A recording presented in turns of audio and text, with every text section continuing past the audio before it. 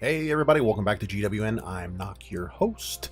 Had a recent request for some more Super PEKKA action, so I grabbed a few replays that I had pulled off just before the end of the season, and I thought I'd talk them through a little bit more here.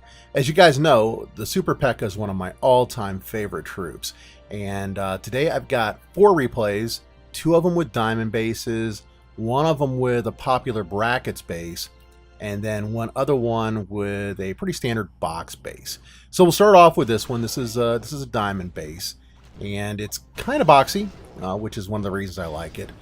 But what I try to do first with these is I go to the apex of the base, and assuming there's no buildings around the outside, I'll go ahead and break in.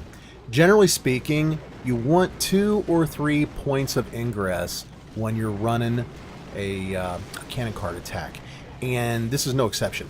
With the Super PEKKA, I like to kind of split them up so that they don't bunch up and get all taken out at the same time by the giant cannon, or for that matter by splash damage from something like, say, the roaster.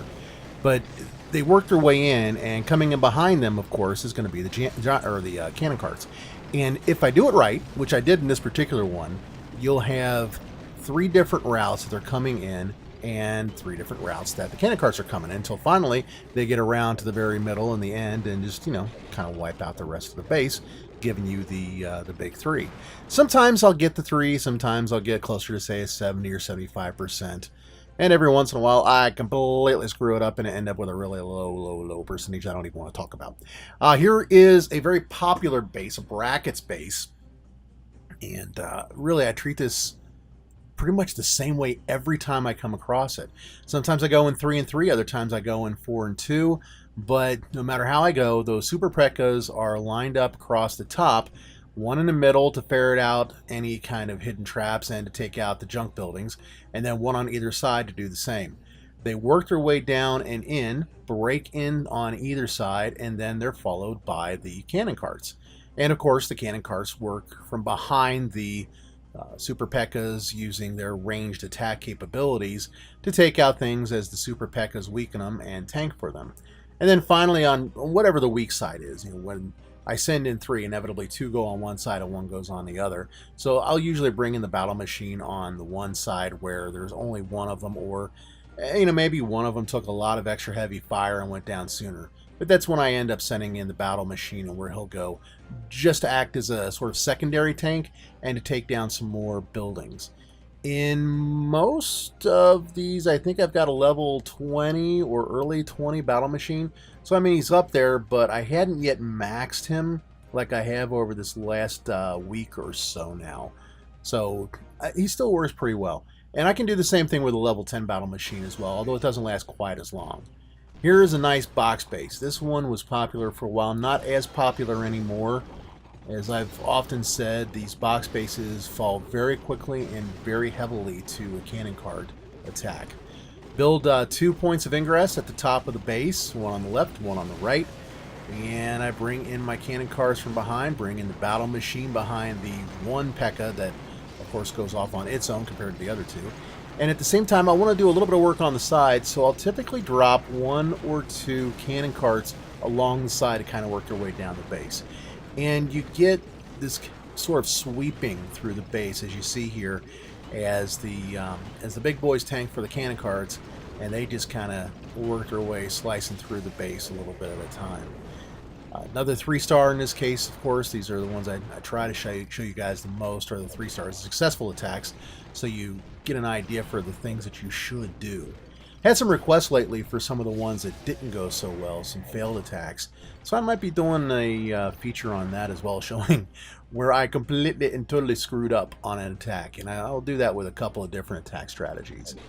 The ranged capability of this cannon cart, though, is devastating to these bases because he can fire across the wall, like you see he just did there with the army camp that's sitting on the outside. Next one, diamond base. Again, a fairly common and popular base. Not quite sure why the walls are broken up down at the bottom, because it forms up additional points that you can come in at, but it doesn't matter anyway because I'm not going to use them. I'm going to come in up at the top. Love, love, love the push traps. You can usually predict where a push trap is going to be. And when you get some of these bases, especially that brackets base, which has them usually on the sides, you can use it to fling your Super PEKKAs right into the middle of these bases. I don't think it happened on this one. I think a cannon cart went on this one. I wasn't paying that close of attention, but the fact remains you can still do that. If you can anticipate where some of these traps are, you can diffuse their impact on your attack. Spring traps, definitely an enemy to your cannon carts, so you want the Super PEKKA or the battle machine to work their way through the base and hit some of those open spots to find any spring traps. Mega Mine, definitely a problem. Regular mines, not so much. Usually not that big of an issue. In my opinion, the most effective of the defenses against the cannon carts has got to be the electric defenses, the Teslas and the Mega Tesla. Those are the ones that I have found seem to do the most damage to these cannon cart attacks. Your double cannons are really good, and they do quite a number on their own, don't get me wrong.